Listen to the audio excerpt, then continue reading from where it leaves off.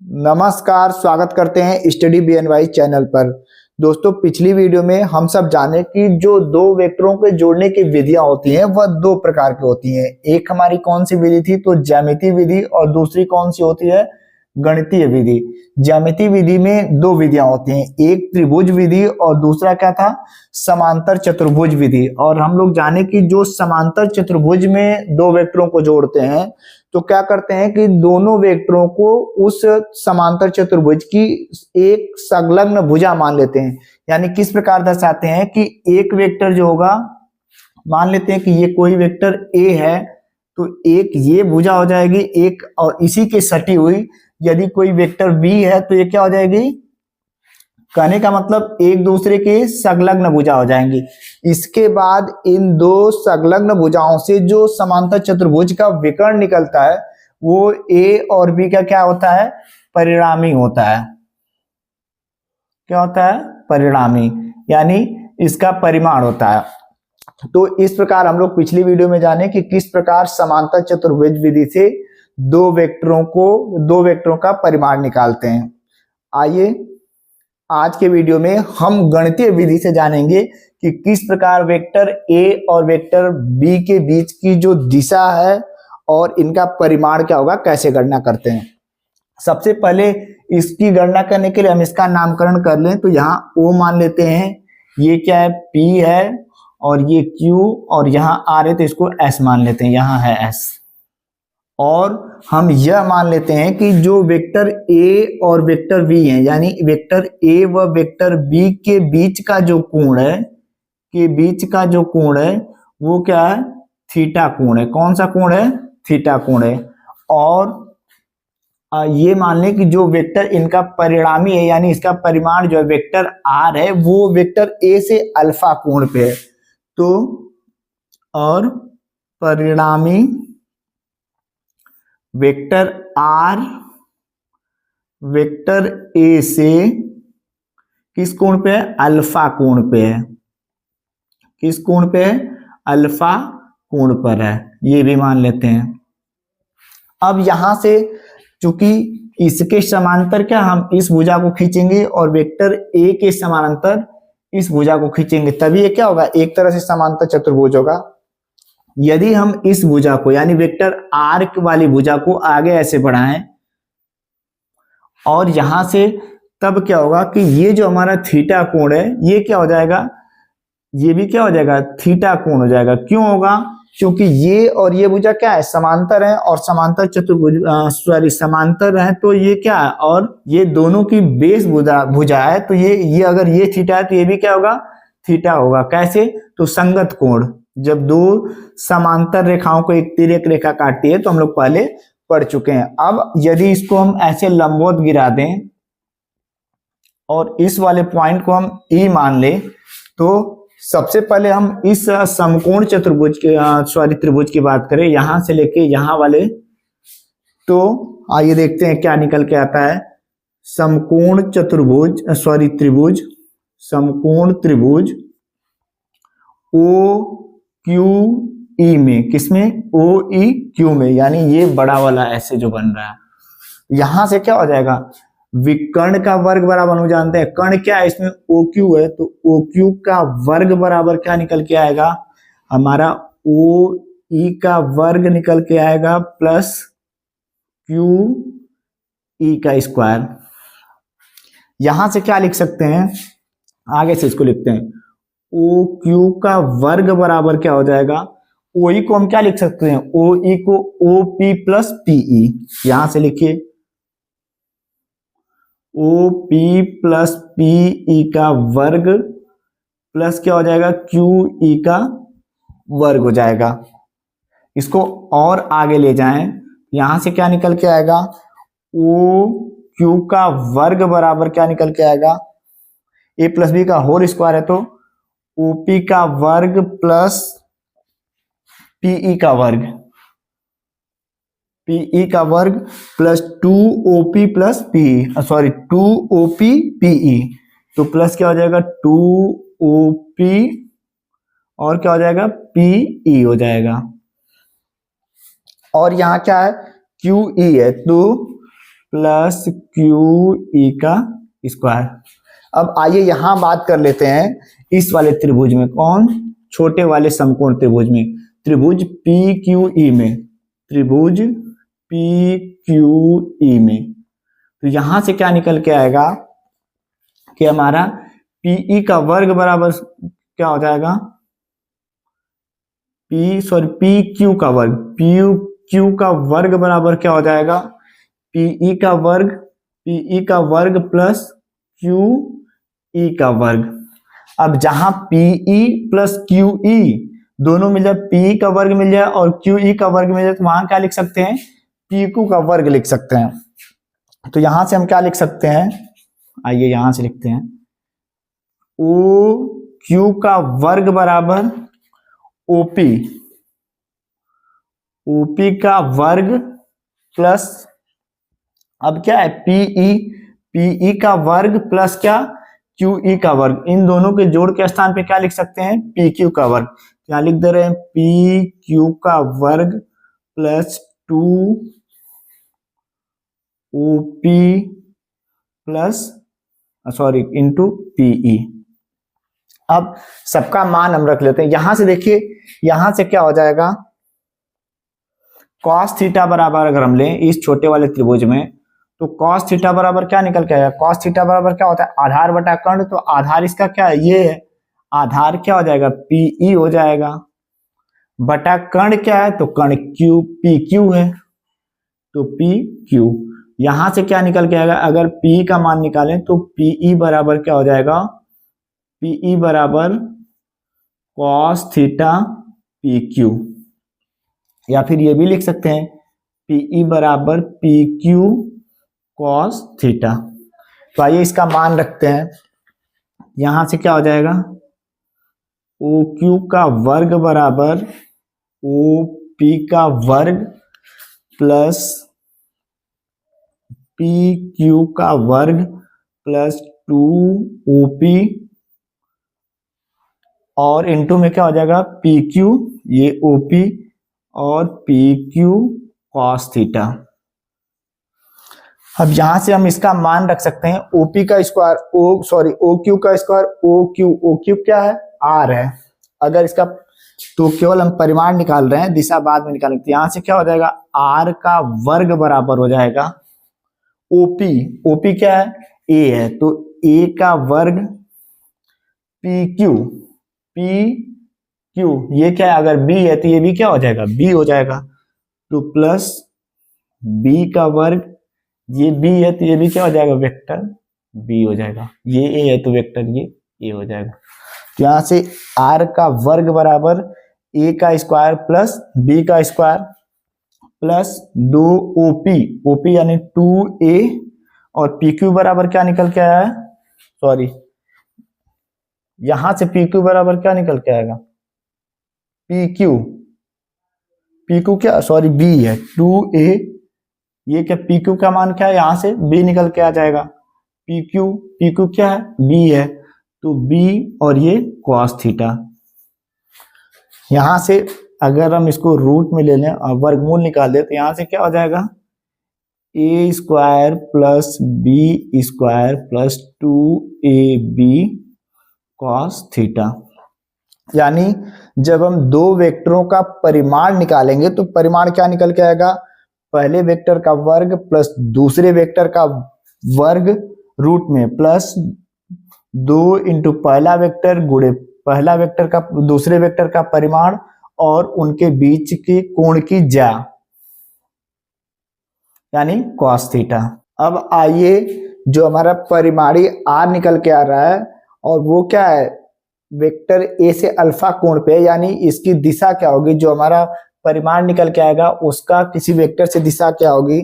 तो यहाँ क्या है, परिमाणी आर यदि वेक्टर ए से अल्फा कोण पे है, तो यहां से अगर हम tan अल्फा निकालें तो tan अल्फा बराबर क्या निकल के आ सकता है, tan अल्फा बराबर आ सकता है लंब बटा आधार। तो हमारा लंब क्या है, QE है, क्योंकि इस बड़े वाले त्रिभुज में पुनः देख रहे हैं, तो tan अल्फा बराबर ये लंब बटा ये आधार, तो tan अल्फा बराबर QE बटा के क्या हो जाएगा, O ई, यहां से पुनः क्या निकल के आएगा, ये तो क्यू ई सेम रहेगा, क्यू ई, और ये क्या हो जाएगा, ओ ई की बात करें तो ओ ई क्या हो जाएगा, ओ पी प्लस पीई, तो ओ पी प्लस पीई। अब यहां से क्यू ई बराबर क्या लिख सकते हैं, हमने यहां से क्यू ई का अगर हम मान निकालें, यहां निकालते हैं, यहां क्यू ई बराबर क्या होगा, अगर हम ये लें साइन थीटा बराबर क्या होता है, लंब बटा आधार, तो इसका लंब क्या है, क्यू ई है, तो साइन थीटा बराबर क्यू ई और बटा के आधार ये क्या हो जाएगा, पी क्यू हो जाएगा। तो यहां से साइन थीटा बराबर क्या निकल के आएगा, क्यू ई बराबर क्या निकल के आएगा, ये इधर गुणा में चला जाएगा, तो साइन थीटा और ये क्या हो जाएगा, पी क्यू, यहां से क्या निकल के आएगा, 2e। इसको यहां नोट कर लीजिए, ये समीकरण, इसको एक मान सकते हैं 2, तो समीकरण 2 से क्यू ई बराबर क्या निकल के आ गया, पी क्यू साइन थीटा बटा के ओ पी प्लस पीई बराबर, यहां से रख सकते हैं मान, पी बराबर क्या है, पी क्यू कॉस थीटा, क्या है, पीई बराबर पी क्यू कॉस थीटा, तो यहां से पी क्यू कॉस थीटा। अब सभी का मान रख दीजिए, तो पी क्यू बराबर क्या है, पी क्यू यानी वेक्टर बी है, तो यहां से tan अल्फा बराबर क्या निकल के आ जाएगा, बी साइन थीटा बटा के ओपी क्या है, ए है, यहां से ए प्लस पी क्यू क्या है, बी है, तो प्लस बी और यहां बी हो गया ये कॉस थीटा, यानी परिमाणी आर का जो कोण निकल के आएगा वेक्टर ए के साथ, वो क्या निकल के आएगा, tan अल्फा, और tan अल्फा बराबर बी साइन थीटा बटा के ए प्लस बी कॉस थीटा, और इसका परिमाण क्या निकल के आएगा, वेक्टर आर बराबर ए का वर्ग प्लस बी का वर्ग प्लस 2ab कॉस थीटा, वो भी रूट में। तो ये थी दोस्तों गणितीय विधि, किसी दो वेक्टरों के परिमाण और दिशा निकालने की विधि, और इसको मैंने बहुत आसान तरीके से समझाने की कोशिश की। उम्मीद करते हैं ये वीडियो आपको पसंद आई होगी। अब तक हम लोगों ने क्या जाना, जो हमारा क्या था, परिमाणी दो वेक्टरों का परिमाण r बराबर क्या निकल के आया था, करनी में a का स्क्वायर प्लस b का स्क्वायर और प्लस 2ab और क्या था, कॉस थीटा था। और हमारा जो वेक्टर r का किसी एक वेक्टर के साथ जो कोण निकल के आया था, यानी tan अल्फा बराबर क्या निकल के आया था, b साइन थीटा बटा के a plus B cos theta. अब आइए इन दोनों समीकरणों की सहायता से हम भिन्न भिन्न स्थितियों में देखते हैं कि परिमाणी r का मान क्या निकल के आएगा और tan अल्फा का मान क्या निकल के आएगा, यानी इनके बीच का कोण निकल के क्या आएगा, किनके बीच का, परिमाणी r और वेक्टर a के बीच का कोण, क्योंकि ये क्या था, ये था अल्फा और ये क्या था, थीटा, यानी दो वेक्टरों के बीच का झुकाव थीटा था और वेक्टर ए से परिमाण r का झुकाव क्या था, अल्फा था। जब थीटा बराबर क्या हो, 0 अंश हो, और यह कब स्थिति आएगी, इसको एक मान लेते हैं, जब थीटा बराबर क्या हो, 0 हो, यानी दोनों वेक्टर क्या होंगे, थीटा बराबर 0 करने के लिए क्या करेंगे, इस वेक्टर बी को ऐसे पास लाना पड़ेगा, और इस पे क्या, जब ए के ऊपर आ जाएगा तो थीटा बराबर 0, यानी जब दोनों वेक्टर क्या होंगे, एक दूसरे के समांतर हो जाएंगे, यानी एक ही दिशा में होंगे, तब परिमाणी आर क्या निकल के आएगा, तो यहां से क्या होगा, कॉस थीटा बराबर क्या हो जाएगा, cos 0 अंश, और cos 0 अंश का मान कितना होता है, 1 अंश होता है, 1 होता है, सॉरी कितना होता है, 1 होता है, cos 0 अंश का मान 1 होता है। तो जब हम इस समीकरण, अगर इसको हम 1 2 करके लिख लें, एक ये समीकरण 2, तो जब हम समीकरण 1 में cos 0 अंश की जगह 1 रखेंगे तो r बराबर क्या हो जाएगा, तो r बराबर हो जाएगा करनी में a स्क्वायर प्लस क्या हो जाएगा, b स्क्वायर प्लस 2ab, यानी यहां से क्या निकल के आ जाएगा, a प्लस बी का होल स्क्वायर, यानी करनी में क्या निकल के आएगा, a प्लस बी का होल स्क्वायर, या फिर r बराबर क्या निकल के आएगा a प्लस बी। और यहां जो रिजल्ट होगा r का, ये क्या होगा तो मैक्सिमम होगा। कैसा रिजल्ट होगा? मैक्सिमम होगा, क्योंकि cos जीरो अंश का जो मान 1 होता है, cos के लिए जो 1 होता है वो मैक्सिमम मान होता है। तो यहां से r बराबर क्या निकल के आएगा a प्लस बी। दूसरी कंडीशन देखते हैं। दूसरी कंडीशन में जब इनके बीच के कोण का मान क्या हो, 90 अंश हो, क्या हो जाए 90 अंश हो जाए, उस स्थिति में क्या होगा, यानी दोनों के बीच का जो झुकाव होगा वो कितना आ जाएगा 90 अंश। यानी जब थीटा बराबर क्या हो जाएगा 90 अंश, तो उस स्थिति में r क्या हो जाएगा, यहां से देखिए cos 90 अंश का जो मान होता है वो होता है 0। क्या होता है 0। तो यहां से r बराबर क्या निकल के आ जाएगा, करनी में a का स्क्वायर प्लस b का स्क्वायर, और ये क्या हो जाएगा पूरा मान क्या हो जाएगा 0 हो जाएगा। तो यहां से केवल क्या बचेगा a square plus b square. तो r परिमाणी r क्या निकल के आएगा a square plus b square. अब यदि दोनों वेक्टर क्या होंगे एक दूसरे के अपोजिट डायरेक्शन में होंगे, यानी वेक्टर a की दिशा इधर होगी और वेक्टर b की दिशा नीचे होगी, तब हमारा जो परिमाणी यानी वेक्टर r निकल के आएगा उसका मान क्या निकल के आएगा। जैसे ये वेक्टर a और b है, अब वेक्टर क्या होगा, अगर इसकी दिशा इधर करनी है तो ऐसे ऐसे करते जाएंगे तो सीधे क्या होंगे एक दूसरे के अपोजिट डायरेक्शन में हो जाएंगे, और उनके बीच का कोण क्या होगा तो 180 अंश होगा। तो यहां से क्या निकल के आएगा, जब यहां लिख दे रहे हैं जब थीटा बराबर क्या हो 180 अंश हो, उस स्थिति में कॉस हमारा 180 अंश का जो मान निकल के आता है वो -1 निकल के आता है। क्या निकल के आता है -1। तो आइए इसका मान रखते हैं। तो जब कॉस थीटा की जगह क्या रखेंगे 180 अंश, तो क्या निकल के आएगा r बराबर क्या निकल के आएगा, करनी में a का वर्ग प्लस क्या हो जाएगा b का वर्ग, और ये क्या हो जाएगा ये -1 कर देगा, यानी प्लस चिन्ह को ये क्या कर देगा माइनस कर देगा, क्योंकि cos थीटा का मान क्या है cos 180 अंश का मान -1 है। यहां से क्या हो जाएगा -2ab। अब यहां से क्या हो जाएगा, या तो a माइनस बी का होल स्क्वायर हो जाएगा, या फिर ये भी हो सकता है यहां या करके लिख दें, या करनी में b माइनस ए का भी होल स्क्वायर। और यहां से क्या निकल के आ जाएगा, यहां से रिजल्ट निकल के आ जाएगा या तो a माइनस बी आ सकता है, या फिर क्या निकल के आएगा b माइनस ए। यानी जो ज्यादा होगा उसमें से क्या करें कम वाले को घटा देंगे, और वेक्टर r की जो दिशा होगी जो ज्यादा वेक्टर का मान होगा, यदि वेक्टर a ज्यादा होगा तो वेक्टर r की दिशा भी क्या होगी वेक्टर a के तरफ, और यदि वेक्टर b ज्यादा होगा तो r की दिशा क्या होगी वेक्टर a के तरफ। तो ये थी 3 कंडीशन के लिए, जब cos 0 अंश, जब थीटा का मान 0 हो, थीटा का मान 90 अंश हो, और थीटा का मान क्या हो 180 अंश हो। 0 अंश किस स्थिति में होगा, एक दूसरे के क्या होंगे समांतर। तो यहां लिख दे रहे हैं समांतर, शॉर्ट फॉर्म में लिख दे रहे हैं, जब क्या होंगे दो वेक्टर जो होंगे वेक्टर a और वेक्टर b क्या होंगे समांतर होंगे, इस स्थिति में परिमाण r का मान क्या निकल के आएगा a प्लस बी। यहां से r बराबर क्या निकल के आएगा a प्लस बी। और जब 90 अंश होगा तो परिमाण r बराबर क्या होगा a करनी में a square plus b square. और जब 180 अंश होगा उस स्थिति में वेक्टर r का परिमाण क्या निकल के आएगा a माइनस बी या b माइनस ए। अब आइए कोण को देख लेते हैं, tan अल्फा को देख लेते हैं।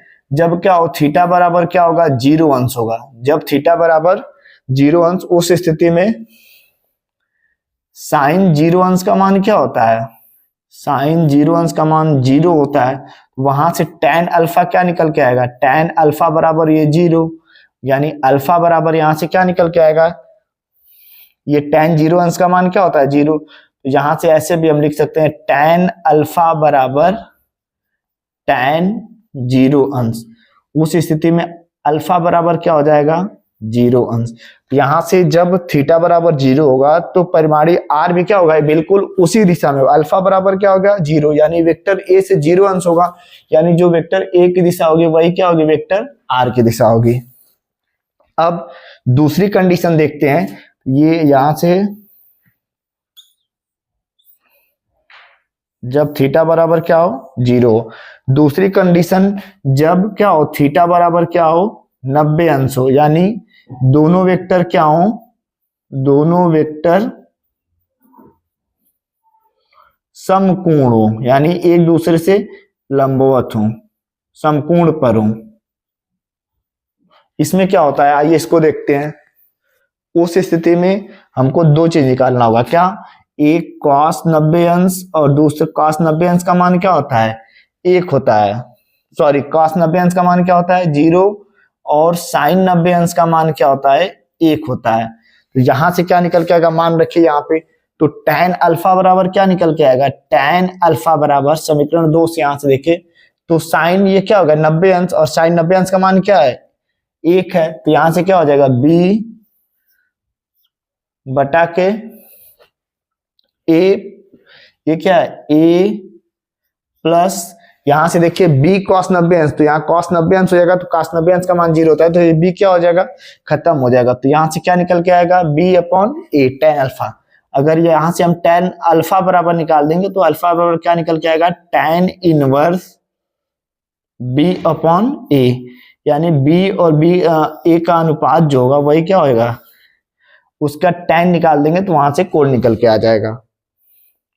अब एक और कंडीशन है, यदि थीटा बराबर क्या हो, 180 अंश हो, उस स्थिति में यानी एक दूसरे के वेक्टर जो है वो क्या हो, विपरीत हो, तो वहां से क्या निकल के आएगा, तो यहां से अगर हम tan अल्फा, यहां से पहले दो चीज निकाल लेते हैं, एक sin 180 अंश